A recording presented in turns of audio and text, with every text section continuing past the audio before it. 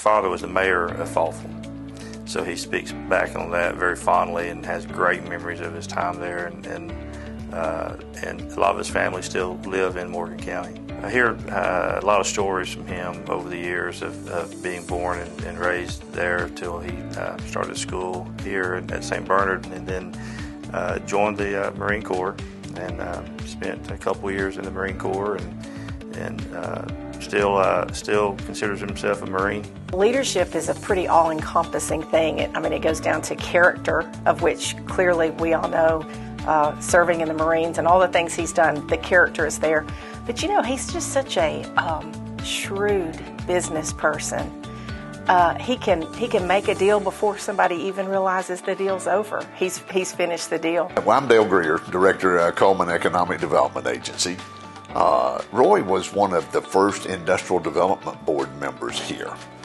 The way economic development started in this community was a group called the Flying 50. They flew to Florida, they rented a ballroom, they reserved the plane, and they recruited King Edward Cigar to come to Coleman.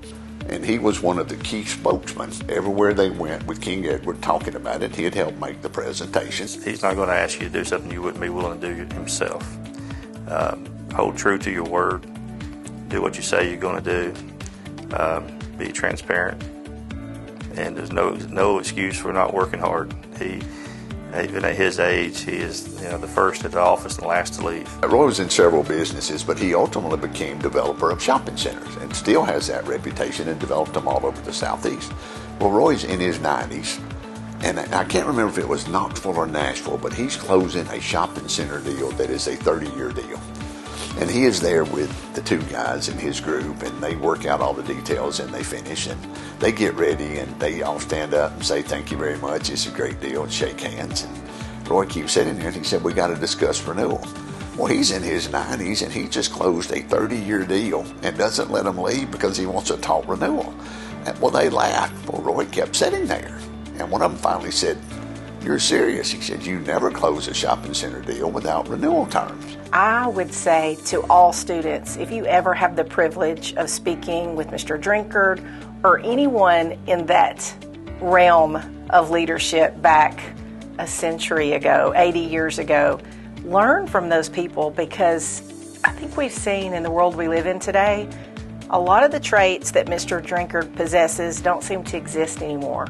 And I think you can learn a lot from how he's led, the character he has, and how to do that moving forward. It's real different than maybe some of the things you're mirroring on social media and what we call leadership.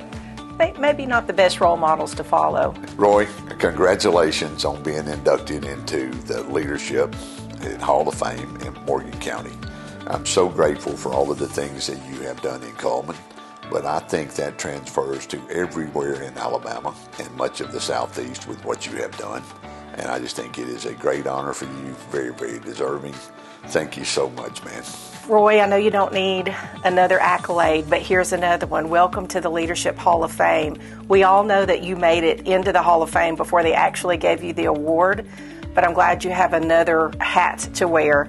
Thank you so much for the leadership you've shown me in our community and all the communities you've been a part of.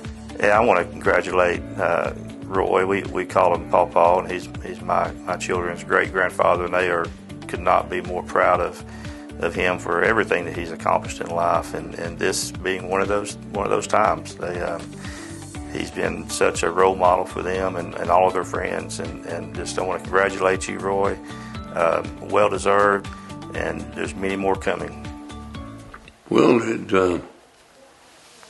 it came as a welcome surprise to me, and I think it's quite an honor, a real honor, because I know a lot of people in Morgan County, and I'd just like to be placed in history among them, and I'm grateful.